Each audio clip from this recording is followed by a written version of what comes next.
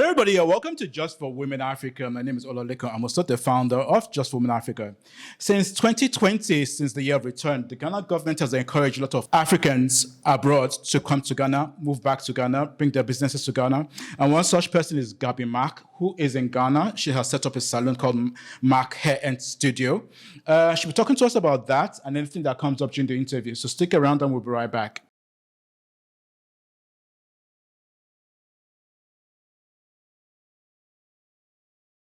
Hello, everybody. Welcome back to Just for Women Africa. We have lost Gabby Mack. Gabby, welcome to Just for Women Africa. Thank you. Thank you. Glad having you here on the show, Gabby. Gabby, you moved back to Ghana since July 2023. Tell us, what has been your experience been like? It's definitely been an interesting experience. I mean, this is not my first time moving to Ghana. This is actually my third time, but this time around it was to start business. So as soon as I came, it was hit the ground and start running and start looking for a location for my business. And that's literally what it has been. So it was definitely challenging, but definitely worth it, I should say. Okay, that's good to hear. So what really motivated you to starting up a business in Ghana? I mean, what was the spark that you said that, no, I need to come back to Ghana, I need to start up a business? So, I mean, I've been coming back since 2018 and I've always was looking for something to do. And hair has always kind of been my passion, but it was always like a side type of gig for me when I lived in the States. But this time around, I was like, you know, why not start? And one of my friends reached out to me and was like, Gabby, I think you can do this. I know that there's a lot of salons here, but you can have your own one and stand out in your own way. So you should come back and, start a business. And I'm like, I do want to live here for a long period of time. And I realized that living here in Ghana, if you don't have your own business and your own source of income, it's kind of really hard to, stay put. So I found myself going back and forth a lot. So I was like, okay, I think this is the time I really want to make this the trip that I'm going to stay and start this business. And that was like sometime January of last year. And in 6 months, I was in Ghana. Okay. All right. So why did you want to start up the business in America? A lot of people be like, oh, okay, I want to go to America. I want to go start up a business because it has a larger population, larger market share. Why did you choose Ghana? Why not America? Not America, because ultimately I've always wanted to live here. So I was like, if I want to make this place my home, I'm going to have to start the business here. I mean, granted, I could have started the business in America, but I feel like I wouldn't be as happy as I am here. So that was ultimately why I decided to do Ghana instead of America. Okay, well said. All right, so let's start. Why did you choose the salon business? Why not some other type of business? I definitely had interest in other types of business. I was like, why not start with something that I'm passionate about and I already have experience in? I've been braiding hair for like 13 years now. So I'm like, I have the experience, I have clientele, and I know I have people that would be interested and would love to support me. So I was like, let me just go ahead and do what I know best. And when that business kicks off, then I would definitely look into finding other businesses. And one of my biggest goals was to be able to just give other people opportunity for work. And I knew with such business, I would be able to train young girls. And that's what I do now. So my staff, most of them don't have experience. So I'm training them. So I love the experience of training. My background is HR. So I love working with people. So I love the fact that I can train them. And I always tell them, like, hey, my salon is not ultimately the place you stay forever, but I would love for you to get good experiences and take it and go start your own or go somewhere else if you would like. So that's why, I chose that business. Let's talk about the salon business and how you got started. Sure, right now you're fully set up. Look, your place looks fabulous. I've seen the pictures. I've not been there yet. I look forward to coming. But let's talk. How easy was it for you to set up a business in Ghana? Starting from the registration to the hiring, location and all? It actually wasn't as bad. I realized when coming back and forth to Ghana, if you have certain connections, things are much easier and smoother for you. So it's something that I've been like investigating about for a while and trying to find out information that I would need in order to start this. And my partner that I did it with, she also has a business here too. So she was a big helping hand because she had gone through the process herself.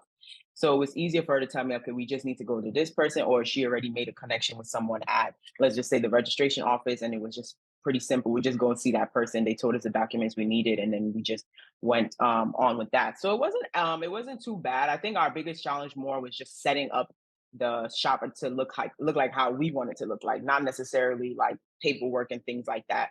Plus, I mean, I am a Ghanaian citizen, not by birth, but through my parents. So I think that also that process made it a bit easier too. But I think if you are a foreigner with no documentation from Ghana, then that part becomes a little bit tricky. But besides that, the paperwork and all of that stuff was pretty simple. People who run businesses always say that location, location, location is always very important. How did you go about getting your location for your business, and how, easy or difficult was it for you? I wouldn't say it was easy, but I wouldn't say it was difficult either. So my partner and I kind of just went out on the streets and started driving. We knew prime locations already, and we just started looking. So people have asked me, "Oh, did you use an agent or anything?" I'm like, "No, we didn't. We just got in the car, drove around, saw what was available, made phone calls, asked questions, and that was pretty much all we did." So the first couple of weeks, we kept seeing a lot of new shops that were coming up, but the prices were like beyond the roof. So that kind of deterred us a little bit. And we are like, no, we're not gonna give up. We're gonna definitely find a place. So we just kept driving. Every day we would just take a ride, go around a certain area, see if we see something. And one day we were just driving and we just passed by the Westlands area, and I actually saw the place. My friend, she didn't see it, and I told her, I was like, "Oh, back up, back up! I think I see a place." And then we saw him like, okay, it's not bad. Let's just give it a call. And lucky for us, it was available and it was just in our price range as well. Okay. Okay. So let me give you the opportunity to sell your salon, Mack Hair Studio. What exactly do you do at the studio? Okay, so Mac Hair Studio is a natural braiding hair salon. So our focus is on natural hair and all trending and braiding styles that are like currently out now, and old ones as well. Our biggest thing is the experience when you come to our shop. We want to make sure that you're comfortable, you have a good time, and I mean, the biggest thing for me, like when I go to salons, I want to make sure that my hair is being done properly, that I'm being well taken care of, and I'm not just seen as a number and just trying to make money. So we like to make every customer feel comfortable, have conversations, make sure you get a nice drink, make sure your hair is done properly. If you don't like something, let us know. We'll fix it. It's all about the customer for us, because my biggest motto is retaining customers. I always want to make sure my customers return back to me. I don't want to see you once and never again. So I want to make sure everyone enjoyed their experience. So if you guys get a chance, you can come by and see me. All right. Well said, Gabby. All right, Gabby. You've been in business for about 3, 4 months now. If you were to start all over again, what will you do differently? Cool. What would I do differently? I don't know. I don't think I really would do anything differently per se. Maybe just add a little bit more money so I can maybe spec it up a little bit, like how, like, okay, so the place is how I want it to be, but of course there's always more that you can add. So ultimately I would love to add other things to the salon. Like we want to add like a nail service, we want to add lashes and things like that. So I mean, if I ultimately have more money, I could have done all of that at one go, as opposed to gradually adding those things. But besides that, I think everything else that went into the business, I think I'll do it the same way. You did mention you would add lashes and the rest of them. Why didn't you start off with that? Why did you want to like specialize on just hair first? Well, like I was comfortable with that. For me, I would like to focus on what I know how to do best. I don't want to provide a service and then people come and say that it wasn't good, and because of the fact that that particular thing wasn't good, they won't come back to the salon at all. So I want to build up my clientele where they know that I'm good at this, and then eventually add on to it. So currently, I'm actually in lash tech classes trying to learn for myself, and then eventually I'll train my girls too, and then I would hire someone that's also an expert in that as well, because I don't want, right now I feel like the salon is solely around really me. So I want to get to the point where I can give the girls the opportunity to like take charge and be able to have their own clientele, have their own bookings, and then I would be more of just overseeing and making sure everything is running in the shop, because I love doing hair, but I think I've done enough. I've been braiding for 13 years and it's wearing me out. Okay, having set up your business here in Ghana, what have you learned so far being an entrepreneur in Ghana? How has it been like? I think for me, I've always kind of had that like spirit of being an entrepreneur. So I enjoy it. I think that for here, it can be a little bit challenging for the fact that I'm a woman. And I think that sometimes when people see what I'm doing, they just assume that someone else is in the background making sure it's happening. But they don't realize I'm the one actually who's been doing everything from scratch.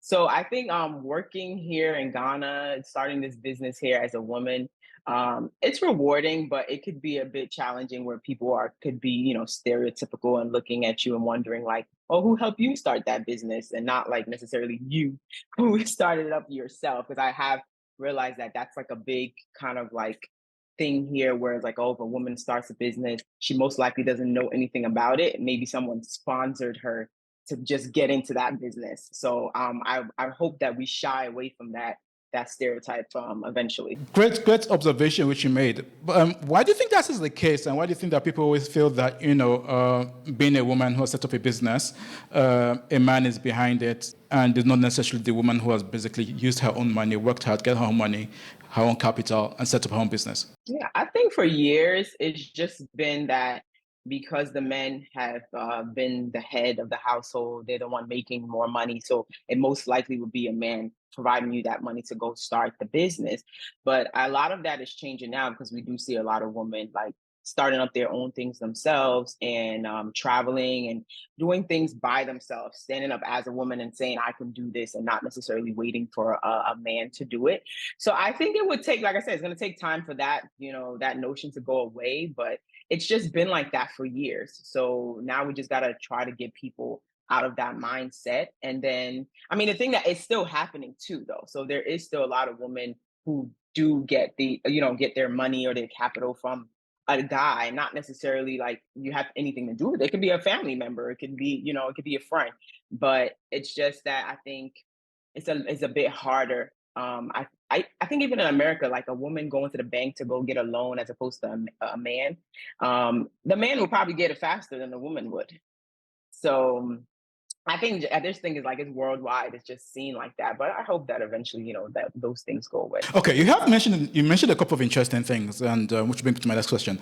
What is it like actually being a woman in Ghana compared to being a woman in the United States? Oh, a woman in Ghana. Okay, for me, I don't really think there's too much of a difference. But the difference that I've definitely seen is that the women in America definitely play a lot of men roles and are going out now and starting their own businesses, owning their own properties and things like that, as opposed to here.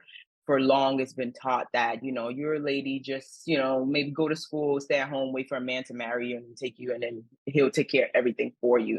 It's gradually moving away, but it's still there. So I still think a lot of women here are still a bit laid back in hopes that someone will come and take care and do certain things for them, as opposed to in America, like most women are doing it like right out of school. You're working, you have your own place, you get your own car and things like that, as opposed to here, they're sitting back and waiting till they get married to acquire all these things.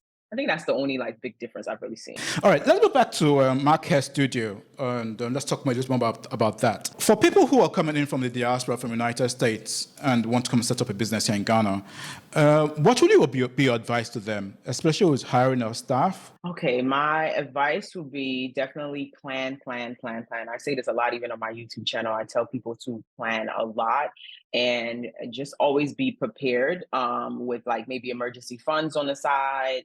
And even in terms of like staff wise, like just always be ready and you have to be on your toes. You never know. Someone can just leave you just like that. I mean, I started my shop and in a month I had already got rid of one person. That's because she was not really interested in working as much.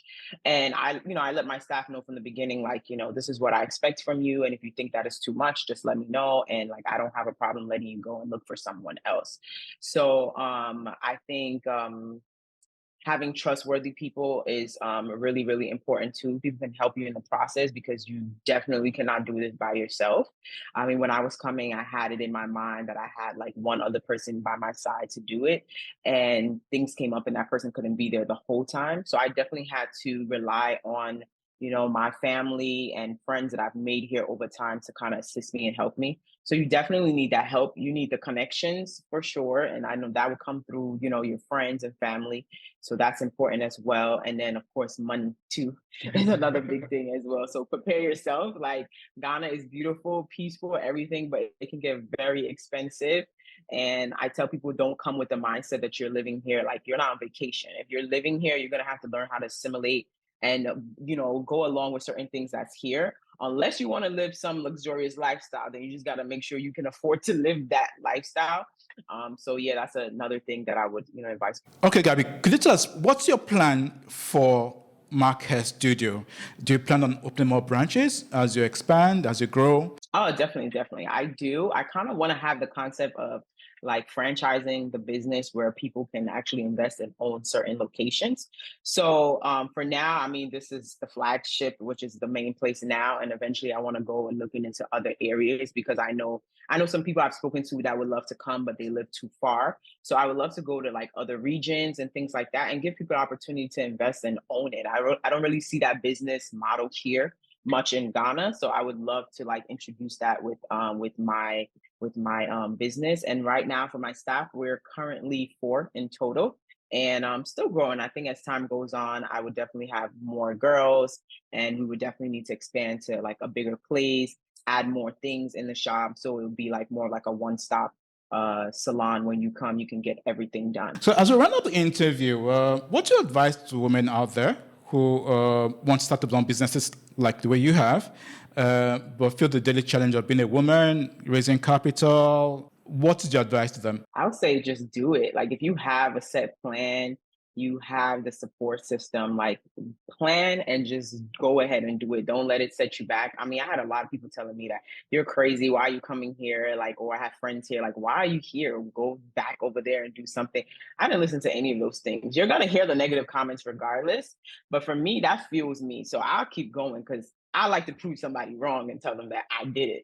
So for me, like it's like I said, it fuels me. So I think for women out there, if you're looking to start business, don't be discouraged. There's definitely going to be challenges. You can't stop that from happening. You just have to be strong and educate yourself if you can. Like if you really don't know much about business, like research, read on some things. Because I think there's a lot of people in business here, both men and women, that don't really actually understand the concept of what business means, what customer service means, and everything. So even if this is new to you, like educate yourself, read on what can help you make this business better. Like I advise my girls all the time, like as much as I know a lot about hair, there's always things coming up. So I'm always online searching new things, learning new techniques and things like that to better myself. So don't ever feel like you can't be a student. You can always be a student while you're even a master in your business. So yeah. All right, Gabby, thank you so much for being with us on the show. We really appreciate it. We look forward to interviewing again in the future. Wish you all the best with your business. Thank you so much. You're welcome. And to viewers who are watching, do not forget to like, subscribe, tell a friend who knows a friend about Just for Women Africa. And from Gabby and I, all here in Accra, Ghana, it will be bye.